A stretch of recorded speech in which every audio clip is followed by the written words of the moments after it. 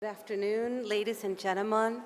Thank you for joining us today. Welcome to session number 4, Resource Stewardship and Democratic Engagement. Please allow me to introduce myself. I'm Guillermina Alaniz, Director of Global Advocacy and Policy at AIDS Healthcare Foundation. I'm from Argentina, and my first language is Spanish, so I apologize if my English is not always very good. I'm a lawyer with a strong focus on human rights and humans empowerment. I joined AHF Argentina in 2017 to work on health public policies, to support people living with HIV, and to work against stigma and discrimination. As the Director of Global Advocacy and Policy at the AHF Global Team, I participated in international health conferences and platforms to advocate for vaccine access and global health initiatives. I coordinated advocacy efforts for the Global Fund's replenishment, the new Global Public Health Convention, and for the Pandemic Fund. I also initiated the Girls Act program in Argentina. Before I joined AHF, I held an elected position in my hometown as a city council, and I was also an advisor in the National Senate of Argentina. This year, I'm part of the International Advisory Committee for the C20. So this year's C20 theme as a G20 is One Earth, One Family, One Future. Without Earth, there's no family or future. If we don't preserve nature, there won't be a future to hope for. If we take responsibility for what we're doing to the environment and take action to restore, heal, and prevent future damage, then we will have hope. One family, all people, together, under common human values and rights, safe, compassionate with each other, listening and working together, united, respectful, and many other values that should be common to us all. That should be our future, a common one, working together, looking and listening to each other, assuming mutual responsibilities, and leaving no one behind. Today's theme focuses on responsible resource stewardship, with a particular emphasis on water as a vital resource. It also highlights the significance of democratic engagement, encouraging active participation and civic involvement in decision-making processes related to resource management and sustainable development. 3 C20 working groups address these issues: the River Revival and Water Management Working Group, the Delivering Democracy Working Group, and the Lifetime for Environment Working Group. I will share with you a brief summary of their work before introducing our distinguished speakers that are here with me today. The scarcity of clean and pure water threatens the survival of all beings in the ecosystem. The G20 can play a crucial role in restoring and maintaining freshwater availability and avoid water wars, ensuring a sustainable future for all. The Working Group on Revivals of Rivers and Water Management came together to take stock of sector progress, deliberate on the challenges, and propose steps towards creating lasting solutions. They call on the G20 to urgently tackle water scarcity and pollution crisis. They emphasize on an ecology-centric approach, with stakeholders' involvement and international cooperation to ensure the preservation and proper management of river and freshwater bodies. They urge governments to exercise stewardship over water resources as a common good, which includes obtaining citizens' consent for activities affecting water resources, preventing environmentally unsustainable projects. To ensure water education in schools' curricula, to promote awareness, conservation, and responsible use of water. States are encouraged to include Native, traditional, and indigenous communities to integrate their knowledge and their practices. They recognize the existing legal and other frameworks together with international agreements, but they must be fully implemented, and conclude that there's a need for community participation, traditional knowledge, and technological innovation to come together to achieve sustainable solutions. From the Lifetime for Environment working groups, they worked on contents that cultural and value-based transformations are needed in the global environmental governance. An example of this that they gave is taking only what you need from nature and giving back more than you take. This working group has recommended a value-based sustainability framework to guide and assess the progress of countries. The framework includes a set of values, concepts, instruments, and actionables for individuals and communities. The values it includes are compassion, gratitude, respecting diversity, responsibility, decentralization, harmony, and using local resources. Behavioral indicators, goals, and level of progresses are also defined from the sets of values. This framework is presented to complement scientific, political, and economic measures for global environment governance. It requires close cooperation between government and society, sharing responsibilities. Lifetime for Environment is introduced for the first time as a working group of the C20 under India's presidency, responding to environmental government's needs of a cultural, value-based transformation. And the third group that relates to our theme today is Delivering Democracy, a working group which looked to ensure engagement from all stakeholders concerned and interested in generating platforms for discussion and democracy strengthening, as well as civil society's organizations to raise their voice and issues before the G20 leaders.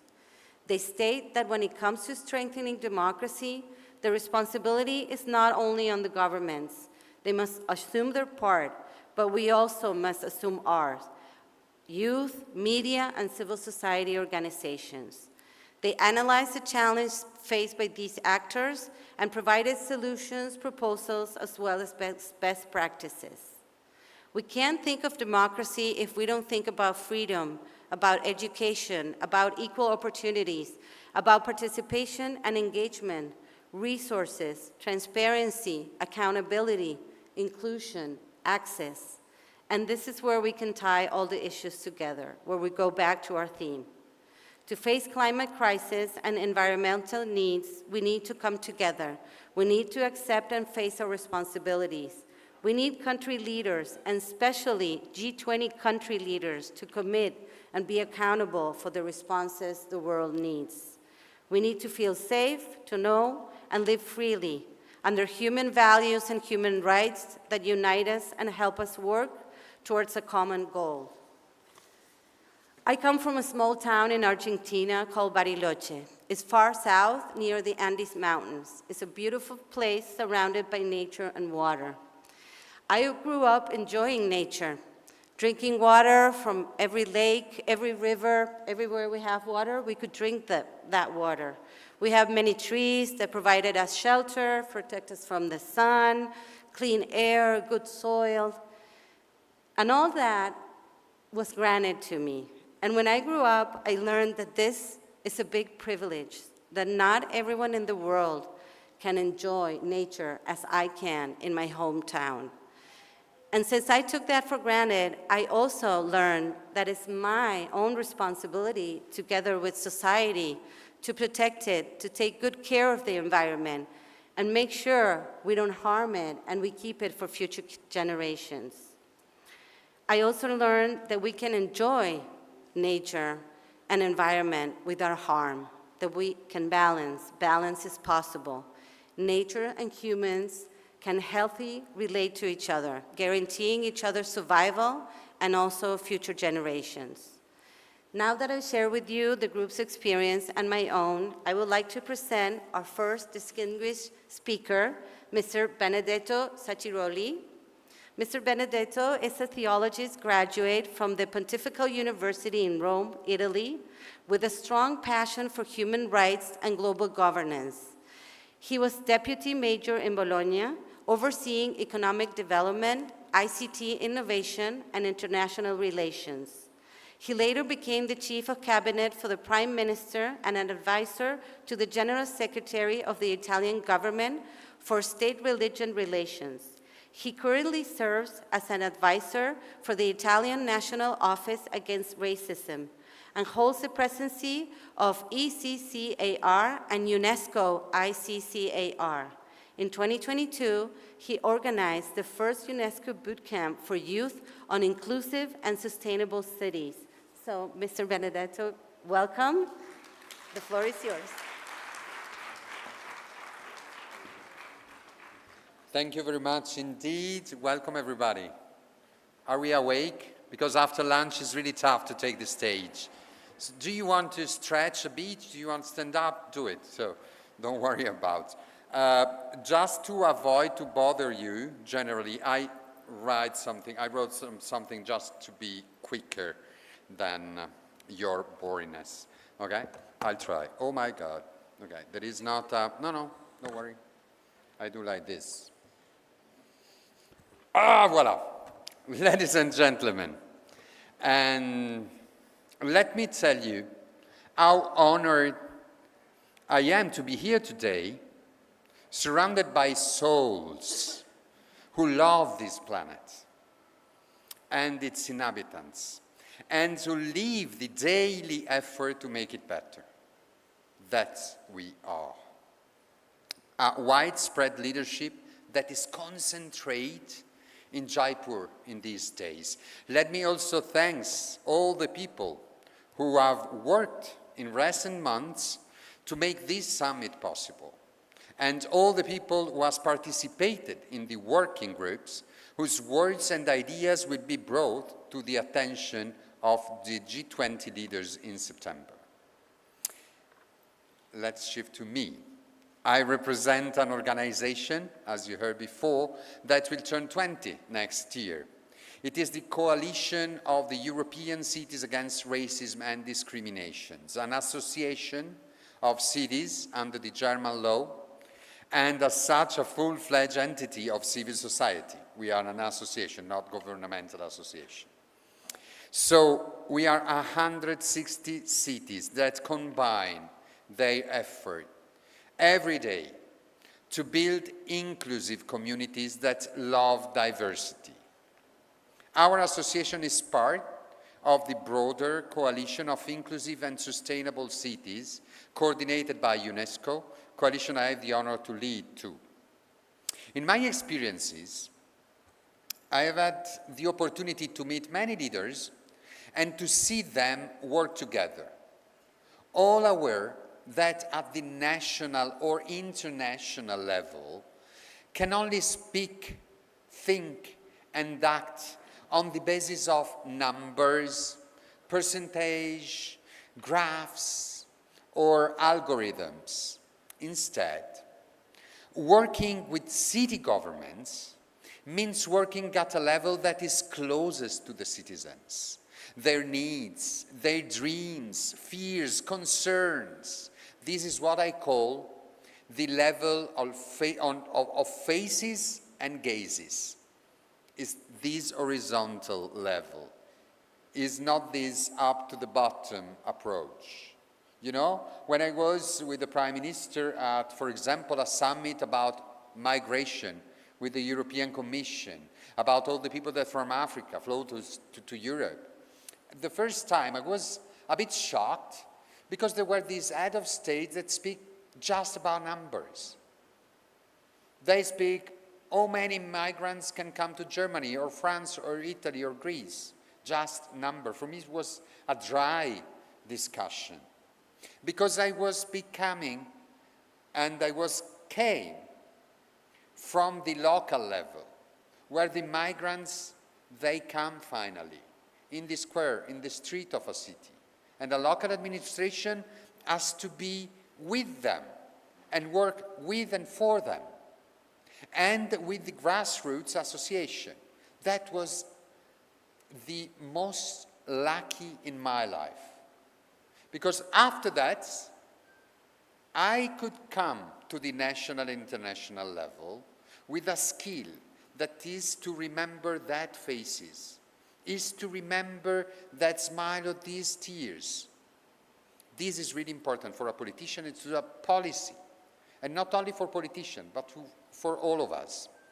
So the city level, the administration alone, runs the risk of being self-referential, which is why the active participation of civil society is essential. As cities of ICAR, we realize this on a daily basis, and the mechanism of participation are essential for us. This way is even more true when it comes to the management of resources, natural resources, because it pertains to the fundamental rights of the population. And as for the Constitution of Ecuador, that is amazing. There is a part of the Ecuador Constitution that is entitled Rights of Nature. Nature in itself has rights. And we don't have never to forget to approach the nature thinking that we are within nature. There is not the humankind and the nature. Okay? We are nature. I feel naturally. I don't know you, but I'm for sure. So,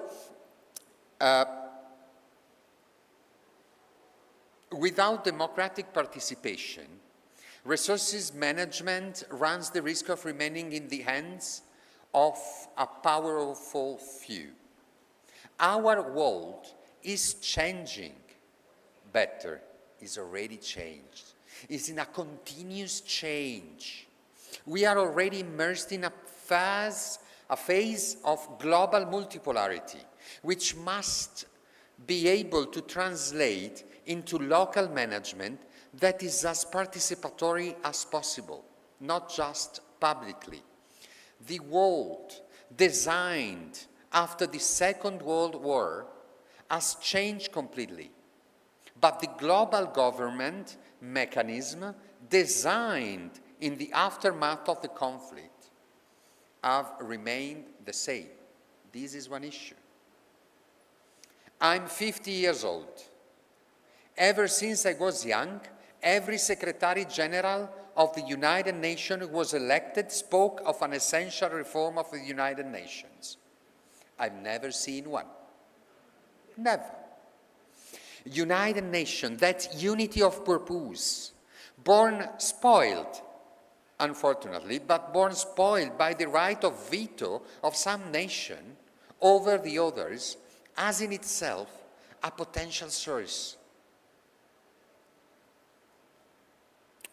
That is the Charter of Human Rights, the Declaration, and also the agencies such as UNESCO or FAO or World Food Programme, and many other programs. But the world has changed. Today there are enormous power in the hands of a few. Just think of the big tech. Sometimes it's good. It's really, really, really good. Just an example. Think at the LGBTQI+ community and its struggle. Think at the outcome that in the recent years this community reached for the civil rights. Think on how was helped this struggle by a company like Netflix. This soft power to put in movies and series the idea that being LGBTQI+ community member is normal. Without Hollywood, this struggle could be really, really, really more tough than today. But that is true till we think that, okay, I agree with Netflix. What if Netflix is starting thinking something that, yes, death penalty is good. Let's make a lot of movies that speak about how is good the death penalty. There is some issue.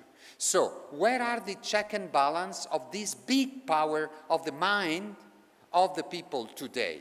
Because Netflix, Hollywood, and Facebook, and Meta, and all the others, they were not present after the Second World War.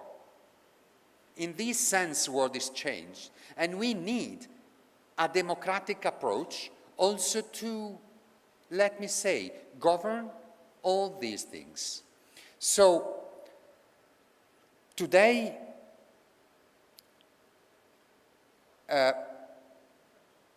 these big tech, this reality, escape the national border to which the United Nations are instead linked in their DNA. All these bring us back to the level of faces and gazes. At the local level, whether it is that of the large urban areas of the planet, up to the most distant rural community. Civil society must play a leading role in local communities. Citizen committees has to be effective. During the past months, with our activities, we put together thousands of people, not only associations or NGOs, but also colleges where the future belongs. With Campus 20, we reach youths with poetry competition, poster creations. Initiatives like My Stance on Democracy allowed people to express their thoughts on democracy. GRAM India, a not-for-profit policy think tank national coordinator for the C20 Delivering Democracy Working Group, believed that only citizens and government are the only two permanent entities in the process of development. Is coordinating, the GRAM India, its activities in India, which brought civil society leaders among the 20 nations together to express their opinions and ideas. GRAM is one of the leading policies think tank in India. I'm really proud to have the occasion to cooperate with them as international coordinator of the working group Delivering Democracy. I don't want, yes, you can absolutely clap, yeah. You are allowed to do, and we can wake up all together. Come on, everybody, yes.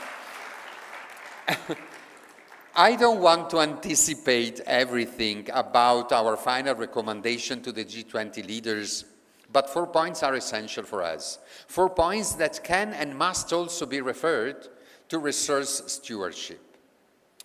People participation at all levels have to be ensured by the government policies.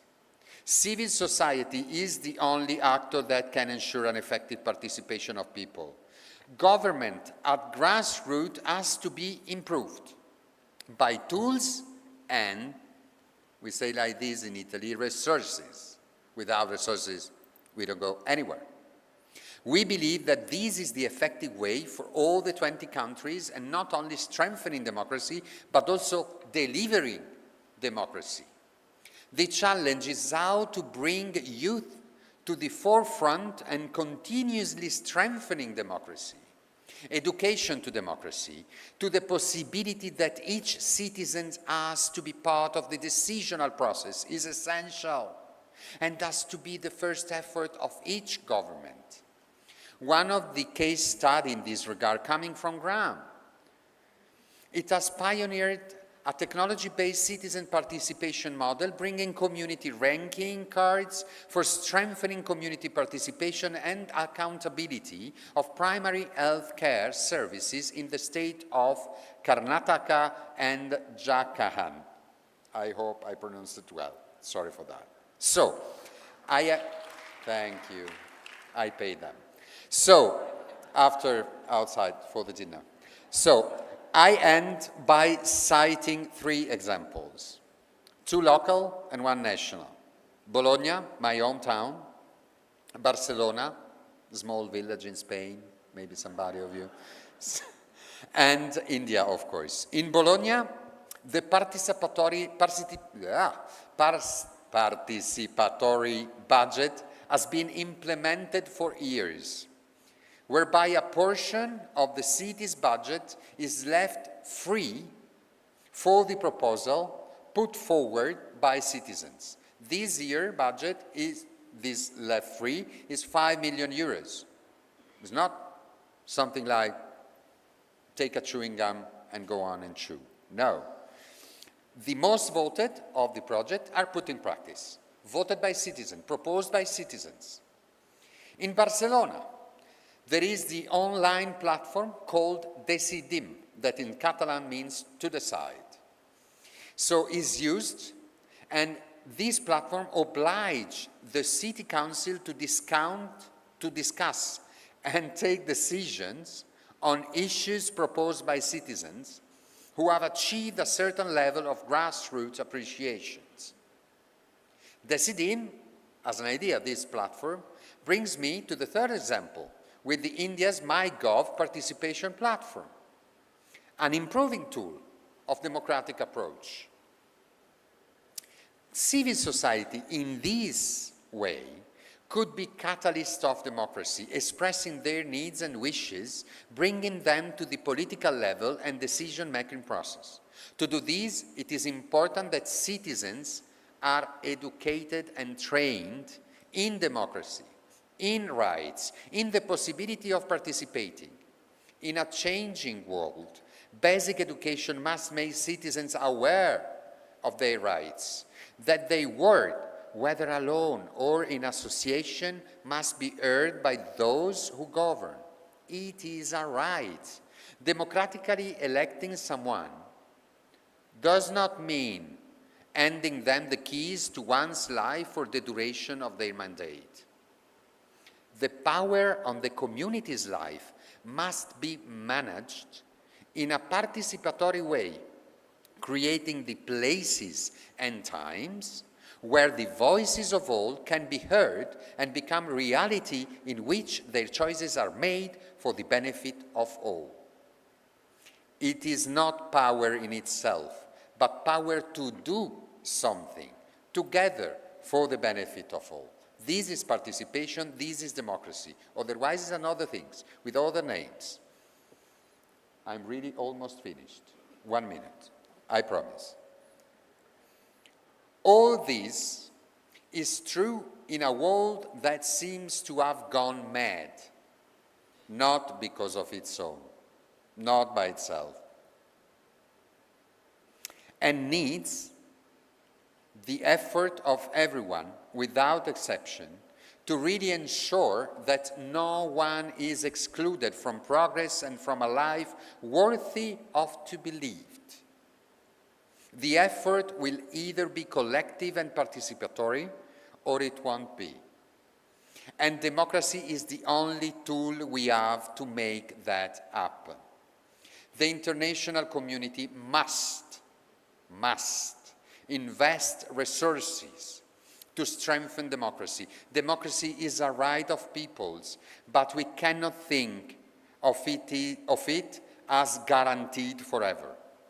It is a daily work to ensure peace and prosperity. Let me conclude, not just with a thank you, but just a consideration from an Italian citizen, simple citizen, as I am. There were United Nations. Then was not so effective, that the G7, then the G8, somebody was bad, so we come back to the G7. Then there was somebody that rightly said, you cannot continue to describe me from the G7 or the rich countries as a developing country, because after 30 years I developed, okay? And I need my voice be heard. And so G20, nice, G40, or G45 and a half. So we don't have, Italian for first, but so the nations, to consider G7 or G8 or G20 as a closed club in which we exclude the other. Nations in the world are more than 160, not only 20.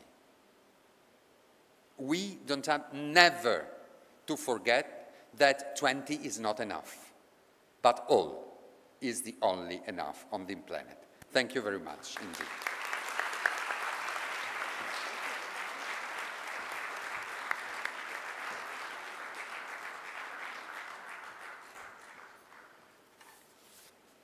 Let me introduce our next speaker, Ms. Ella Ionescu. Ms. Ella Ionescu is Partnership Specialist in UN Women for Europe and Central Asia.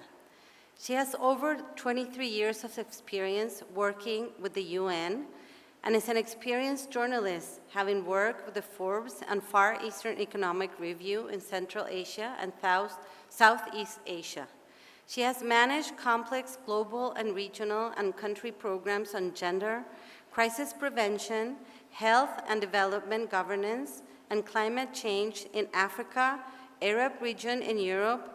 Ella was Global Partnership Advisor on Climate Change for UNDP in Africa, Global Knowledge Management Coordinator on Crisis Prevention, Gender Expert for UNDP in Asia Pacific, and as a Global HIV/AIDS Specialist providing advisory services on gender and human rights. Ella, we welcome you. Please take the floor. Great, thank you so much for the warm welcome.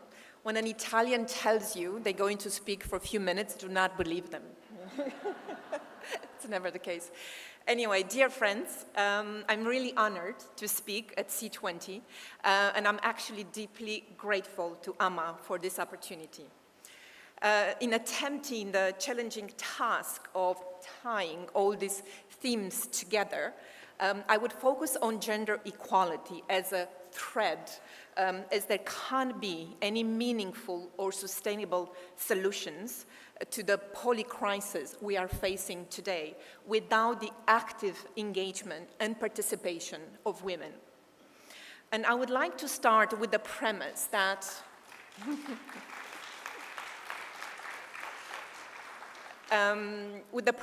we also have heard over the past 2 days that climate change and gender inequality represent two of the greatest sustainable development challenges of our time. And I would like to talk today also about the traditional ancestral knowledge as a tool to improve resource efficiency, to address environmental challenges, promote civic engagement, and of course, empower women.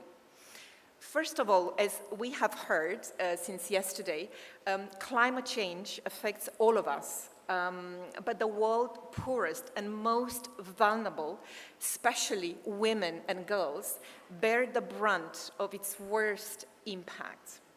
Now, women make up half of the population and give birth to the other half, so it's the entire society if you think about it. So women as primary caretakers of household and communities have highly specialized and valuable knowledge for the conservation and management of natural resources. However, women are the most impacted by environmental degradation and climate-related events due to existing inequalities, vulnerabilities, and negative gender norms. A UN report shows and reiterates that women and girls are 14 times more likely to lose their lives as a result of disasters. We live in a world where 1.6 billion people are in households in which someone must collect water, and that someone is usually a woman or a girl. So in places where pipe water is not available, women and girls are responsible for around 80% of water collection, leaving them, unfortunately, with less time to earn an income or work or on productive livelihoods.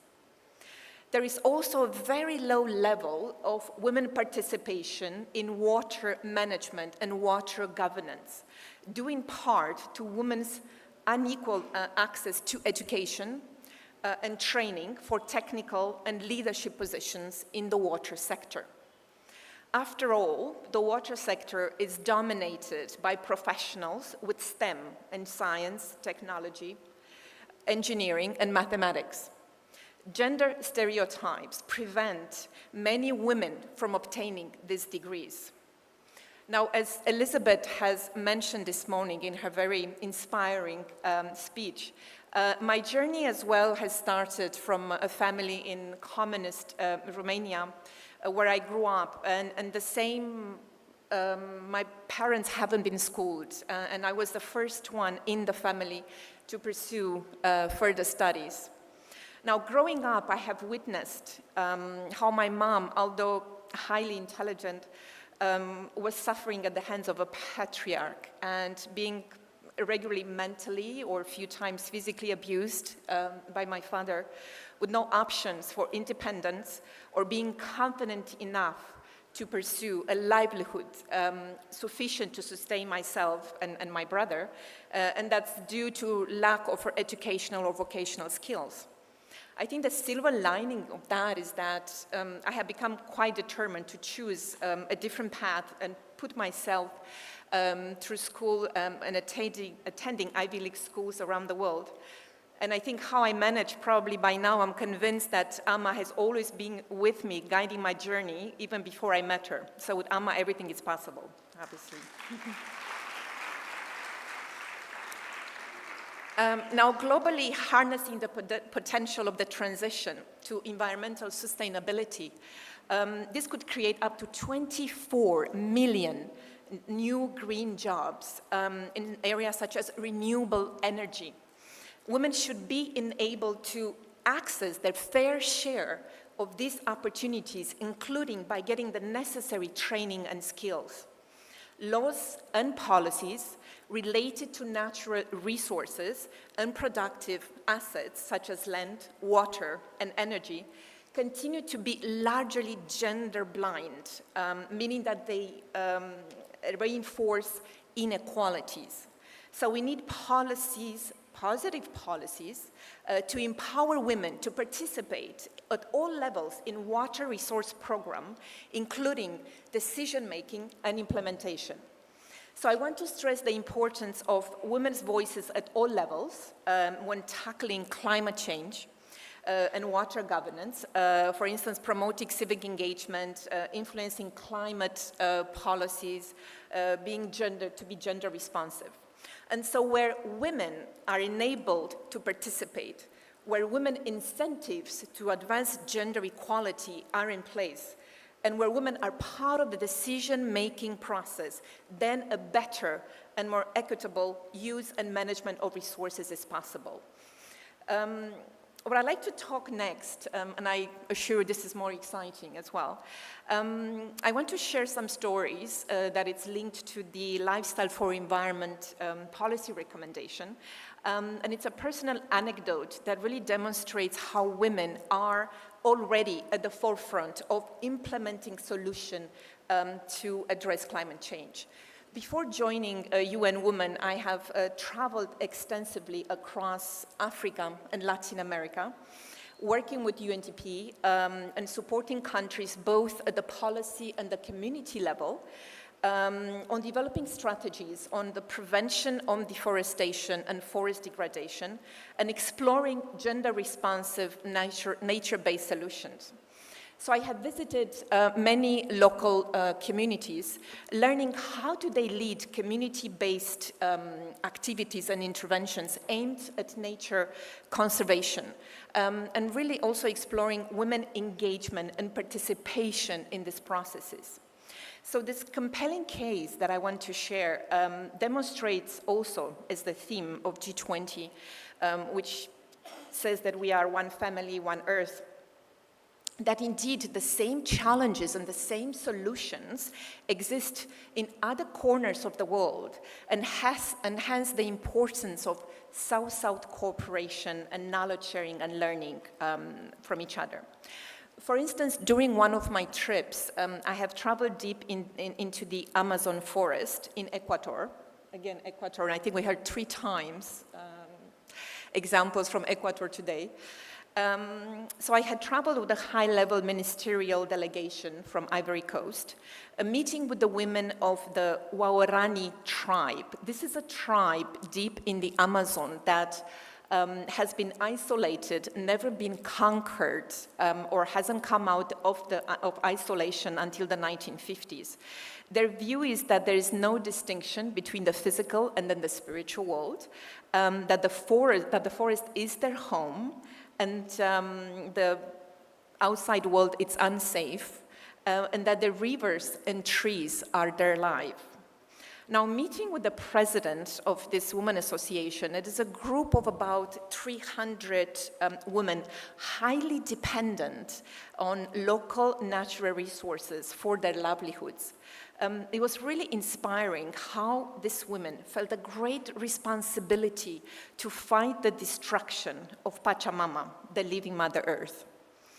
I remember the president explaining the journey that also our beloved Amma has conveyed to all of us yesterday, that women were suffering a lot because they saw the forest being destroyed.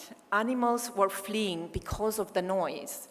And men fell in love with the money and preferred to work for the company responsible with deforestation.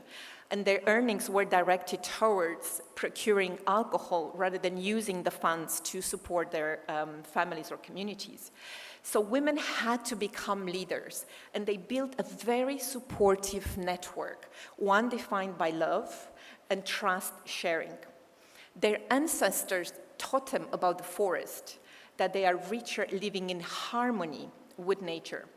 So they have developed this winning land and water resource management plan that emphasized zero deforestation, cocoa cultivation as a primary economic driver.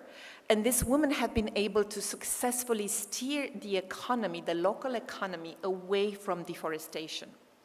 And profits from these initiatives they were running, which they were based on the production of cocoa, and organic chocolate, which was delicious, by the way, were spent on health, education, and community services. So it's impressive to see and to witness how this women association used these initiatives as a defense of their territory and the protection of the forest, but also as a strategy to provide their families with a source of income whilst respecting their culture and their ways of life. This demonstrates the traditional practices, ancestral knowledge can and should play a leading role in natural resource management and the global response to climate change.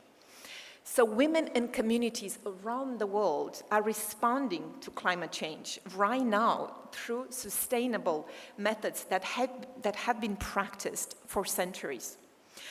I have had a similar experience when visiting communities of women in rural Nigeria and Malawi as well, where women, or the medicine women, used ancestral knowledge of various plants to heal their families or their communities. They also claim a respect for Mother Earth, and they had a daily dialogue with nature, asking permission or singing to the plants because they give them food.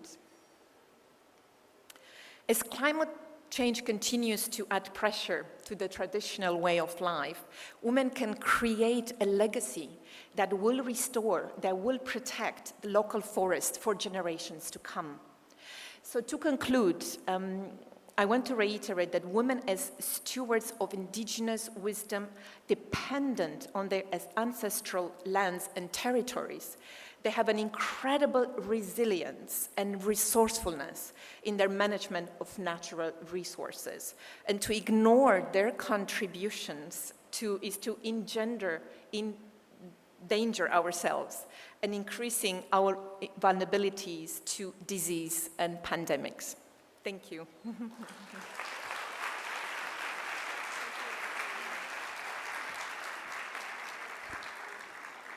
Now, please join me and welcome Dr. Indira Khurana.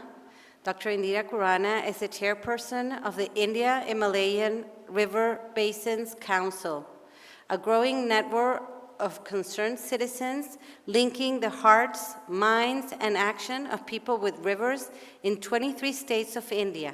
She is also vice chairperson at Tarum Bharat Sangh, a director at the Coastal Salinity Prevention Cell, and advisory council member of Bilabara Foundation, Assam. She is the Commissioner, Communication of the People's World's Commission on Drought and Flood. She has been working for 3 decades in natural resource management, drinking water and sanitation, food security, and rural livelihoods. She has been part of several government committees and is also a renowned author. Welcome, Dr. Indira. Thank you for that kind introduction. Everything okay? We'll see.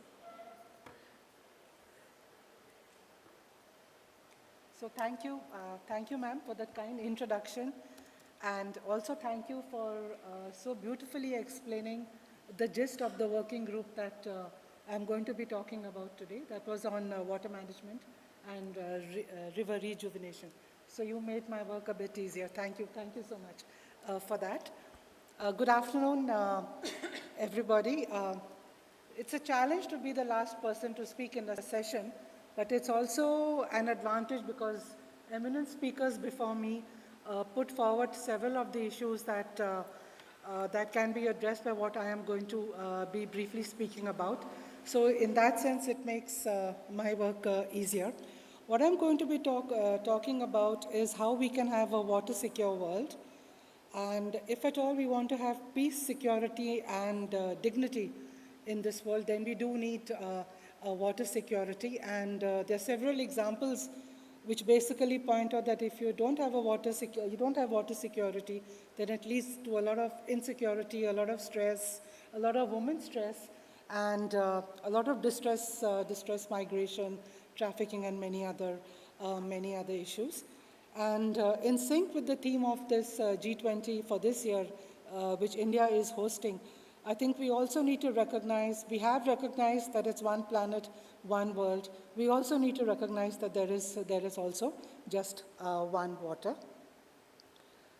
So I think we need to understand the importance of water. We do, somewhere in our subconscious, we do realize how water is important to us. But it's so many things, beyond what generally we can understand. It is about survival, yes. It gives us our food, yes. It gives us dignified livelihoods, yes. It gives economic growth. I know that in my country, in the last couple of years, many industries had to shut down because there was a water scarcity. So it does have an impact on the economic development and the GDP of any nation. It's also great if you have access to water and equitable access to water. Then it bridges the gap, the inequality gap between those who have and those who don't. It's also very necessary for rejuvenation of nature and for the overall feeling of well-being, peace, and security. And when I talk about security and peace, it's at the individual level, at your national level, and as well as the international level. A lot of the distress migration that is happening in the world today is also because people are moving from areas where they have water problems or disasters because of water to areas where they think they will have more safety, more options for livelihood. And that's also creating a kind of attention to the in the places where they are going. So if we look, these are two maps here, which basically look how the map on the left, the reddish color shows how there is increase in the intensity, duration, and frequency and area of droughts on one side, which is the maps which are in red, and floods, which is the map on the other side. In the morning also, we had Mr. I think who was from the Disaster Management Society. He spoke about the impact of climate change and he spoke about the disasters. And it's very ironical that we don't realize that while climate change is caused largely due to emissions, the problems that we are facing is because of water-related disasters. More than 80% of the disasters due to climate change are because of water. And the solution also lies in water. So that's something that we need to be cognizant about. So like I said, the issue is about water.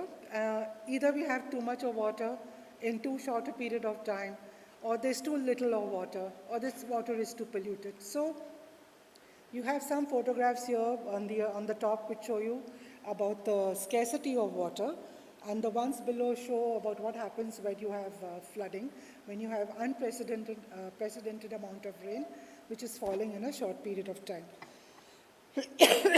Sorry.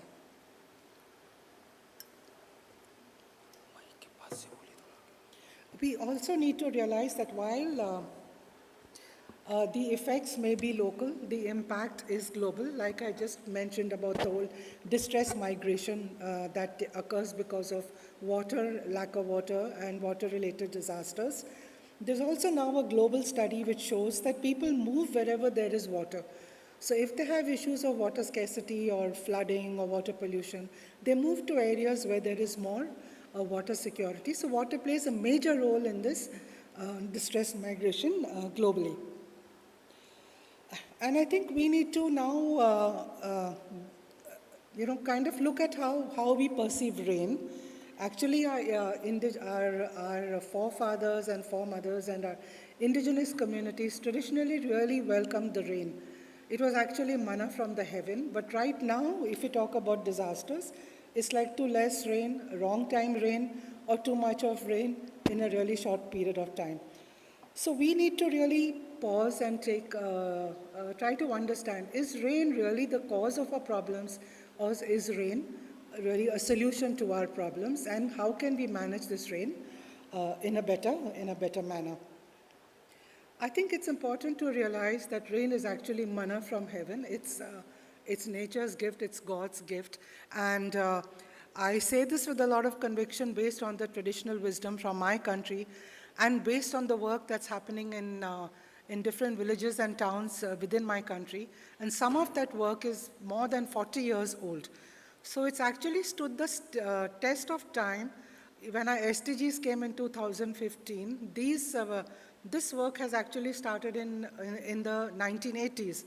And if we go back to some of the villages, we'll still villages where this work happened in the 1980s, you'll actually see there still continue to be water secure in spite of there being erratic monsoon, less amount of rain, etc. So it's actually something that can help us have a water secure world if we manage it well. And I think barring a desert in Chile, there is no place on this earth where you don't get rainfall. There's a desert in Chile which didn't have a drop of rain even for, I think, 20 plus years. So barring that, every land in this earth gets some amount of rainfall. And what happens when you manage this rain well, you conserve this rain well, you have water in your wells, you have water in your surface bodies, and you have rivers become alive, rivers become perennial. So if you really manage this rainfall well, use it to recharge your groundwater and surface water, over time the balance between the groundwater and the surface water comes back, because through the over-extraction and the encroachment of rivers that we have done, this linkage between surface and groundwater has been snapped. But if you are careful with the water conservation and groundwater recharge that we do, then we restore this balance, we restore the base flows in our rivers, and then the rivers become alive, and then it's a symbiotic relationship between the two. We also get a lot of dignified livelihoods, because now you have water, you can do the agriculture the way you want to do, being cautious in the way you use the water. Livestock have water to drink, they have green fodder, so the families have milk, more nutrition, good socioeconomic growth. Forests are rejuvenated, and so you have also carbon sequestration, and the water cycle is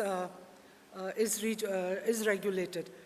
Also, when the local economy has improved in a decentralized manner, it leads to peace and security and well-being in a local manner. And then as you extend it, this peace and security can extend over larger areas of people and larger areas of land.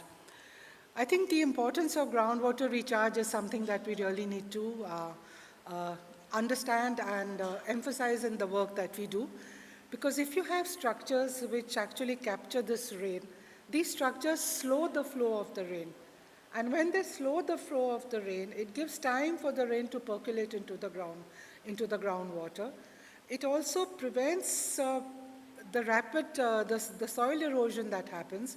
It prevents the degradation of the soil, and the soil can hold moisture. And because there's less soil erosion, then your rivers downstream also don't, the river beds are not silted. So this recharge of groundwater resources is extremely important if you want to have a good balance and a water-secure world. It also revives springs and keeps them flowing. So like I mentioned, this is based on actual work on the ground. This is not based on theory. This is based on visiting villages again and again and seeing how they are faring, how is the groundwater there, what are the status of the rivers that have been revived. I'm very proud to say that the vice chair of the organization you mentioned, Tarun Bharat Sangh, they have been successful in rejuvenating 13 rivers in this country, small rivers over time, and now there's a lot of other groups and peoples who have come forward wanting to do the same kind of work with communities in the areas where they are working. Also, there's, like I said, it adds to the base flows, and so the rivers come alive and the groundwater remains alive. And they also serve as a cushion.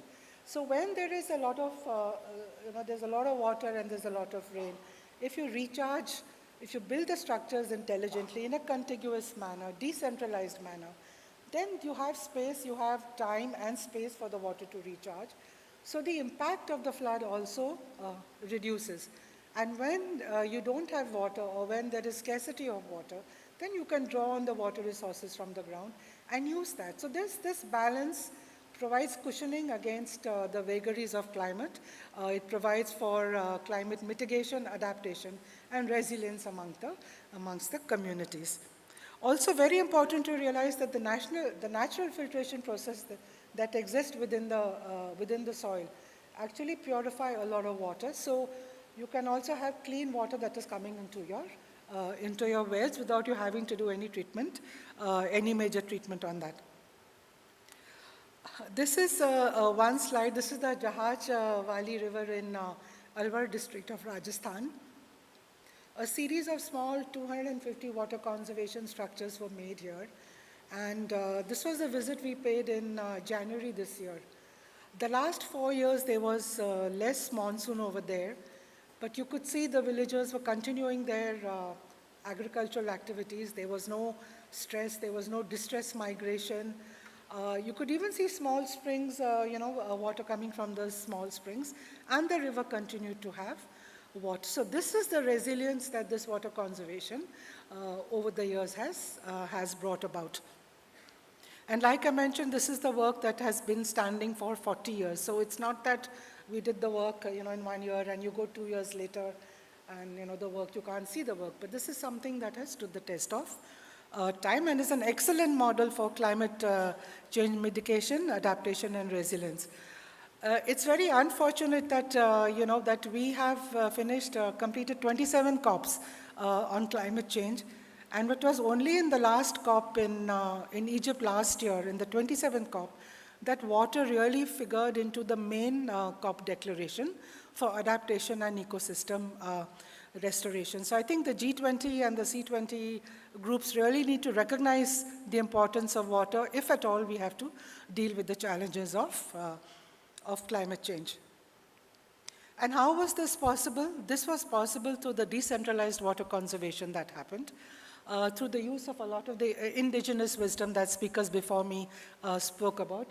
Ma'am, you also spoke and you also mentioned that the indigenous wisdom, basically what is this indigenous wisdom? It's basically also an understanding of nature, a respect for nature, considering it sacred, considering it spiritual, and also understanding the lay of the land, understanding the way the birds, the bees, the animals, the insects, how they behave, and planning your life cycle around that.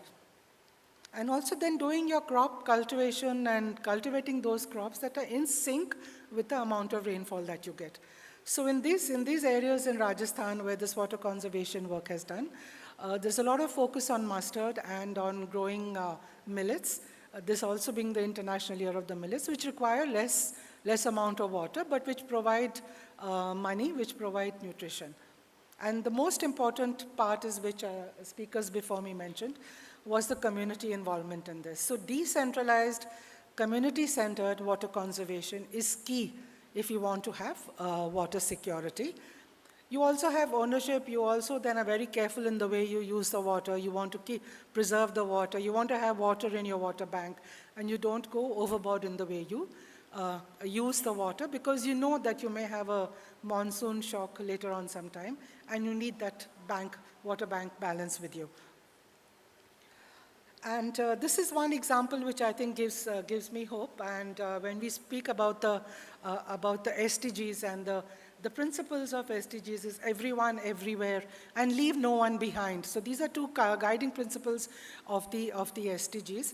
So I'd like to just speak briefly about this example here, which is in the Chambal terrain and Karoli district of Rajasthan. You see this young man below. He's actually taken to a life of crime. And the community here had taken to crime because there was no water. And because there was no water, there was no decent, dignified, honest livelihood. There was no food on the table, marginalized community. So how to meet the basic needs? They had taken to a life of crime. After investing a lot of time and energy and discussion with the communities, they picked up this water conservation work. And as the water came, you should see the way the people are transformed and the lives are transformed and the ecology is transformed. So they have voluntarily given up their life of crime. Many of them, hundreds of them, have gone to the police and the courts because there were cases against them. And they want to complete the sentence or whatever they have to face, because they don't want to now intimidate people, and neither do they want to be intimidated by the police. They want to live a life of peace and security. And if it can happen in such an area, in such a difficult area, in such a marginalized community, I think it's really possible for this to happen anywhere. It's just that we need to be with them. We need to show them that we are with them. We need to respect them. We need to offer them opportunities for which they can basically take their life into their own hands. And if you see the kind of economic development that has happened, how these people were migrating, how they were running away and living in forests, coming home at night once in a month. Now they're employing people from other villages where this water is not there. So it's amazing amount of transformation that's happened. These are the smiling people that you see. I think the smiles say it all, the fields say it all. And this is a river that was revived there. It's called the Sherni River. I invite you all, if you're interested, please do come and visit this community. Please do come and visit the Lions of the Chambal and the Sherni River of the Chambal, and see for yourself what has been possible here. This is just, do I have 5 minutes? 2 minutes? Okay. Okay, so this is just some scientific evidence about this community action and this people science. So I come from a science background. I'm actually a biotechnologist. So I always see that I believe in community validation and community work that they do. And when they say they're getting water, they say their economy is, I believe what they say. But then I want to also address the skeptics. So there's a lot of research done, especially in the Negev desert of Israel, which shows that small catchments are much more efficient in capturing rain runoff than larger catchments. They, especially in times of drought and in times of extreme weather. It also, when you do this in a decentralized manner, you have water security available in all the villages. You don't have to bring water from far off places to a particular village. So it's right there in your own village. So you have decentralized availability of water, decentralized dignified livelihoods and ownership. Also, if you slow the flow of rain, then you reduce the intensity of floods. And like I mentioned earlier, it provides the cushioning against drought and flood. And you also build these structures which are in sync with the local ecology. So if it's in a hilly area, if it's in a plateau, coastal areas, there are different structures that are available that the communities know about, which you can adopt in that area. And most importantly, these rejuvenate nature. They are restorative. They are healing. They don't cause large-scale displacement, extraction, or deforestation. In fact, they do the opposite. So I think in conclusion, I just want to say our earth is wounded right now. It needs healing. This healing, it needs to be rejuvenated. Society needs to be rejuvenated. And this cannot happen without water, if you want to go ahead. And just a last slide about the role of the G20, that's it. So some of the issues, the points were written in the policy pack, but just I think we need to realize the importance of the raindrop, how important it is for us for water security, and we need to adopt the principles of the 5 R's, which is reduction in use, recycling, reuse, rejuvenation, and rainwater harvesting. Our rivers must be allowed to flow clean and to flow right from their source to the point of confluence. Only 37% of the world's rivers are now flowing free. We must have community action along with government support for this community action. And also a suggestion for the G20 to kind of form a platform to co-create a program to look at the best practices that are there all over the world, which look at and respect traditional wisdom and how we can have a more water-secure world. So thank you so much, and thank you for your attention.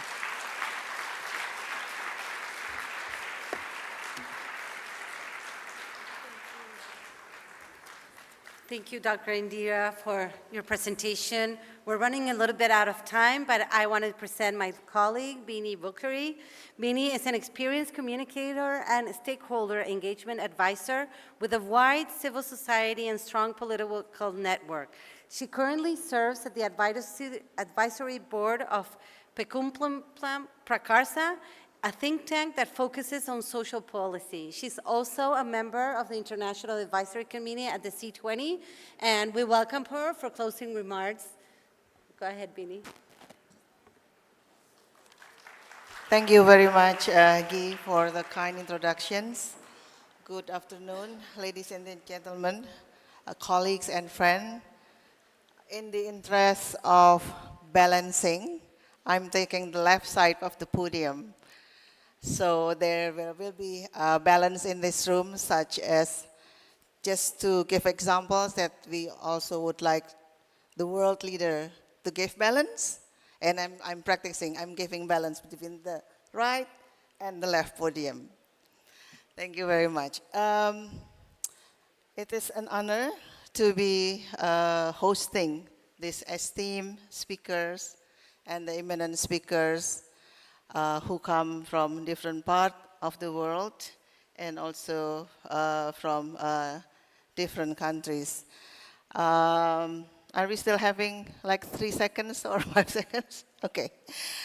I would conclude with reminding us all that yes, we are facing serious problems. We are facing multiple crises, both climate crisis, humanity crisis, but there's always solutions. And I would like to thank all the speakers to give us the examples that there are solutions. There are solutions for stewardship of the resources if we respect our democracy, if we nurture our democracy, and we acknowledge that we have to also honor our tradition, our value, and give people's consent. And giving people consent would only be possible if we nurture our democracy. Democracy is about participation, and as Benedetto said earlier, democracy is also about knowing the faces. And Elena said, gave a very good speech in saying that, yes, it's about people, it's about women, and please remember that women is one group that is often marginalized. But the fact that we are here, the fact that we gather here in this lovely afternoon and being able to drink water, access to water, and reminding us that we have to remind the G20 that they still have many homeworks is, I think, a step ahead.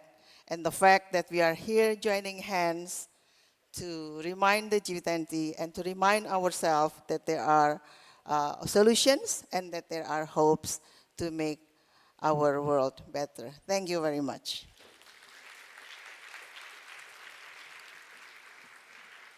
We now welcome the coordinators of the working groups. They're going to present with some gifts for the speakers and a round of applause to close the session. Thank you very much for coming and staying with us. I hope you all enjoyed the presentations.